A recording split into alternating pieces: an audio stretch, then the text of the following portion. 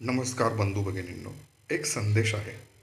आपल्या कुटुंबाला जहर किंवा विषाच्या धोक्यापासून कायमचे मुक्त करायचे असल्यास किंवा अनेक रोगांना बळी पडायचे नसल्यास एकच करा. श्रीमान तुकाराम मुंडे साहेबांना साथ द्या. जास्त नाही, फक्त 3 वर्ष अन्न व भेसळ आयुक्त या पदावरून त्यांची बदली नाही झाली पाहिजे. मुंडे साहेबांचा निर्णय हा बऱ्याच गोष्टींवर उपाय आहे असे मला वाटते.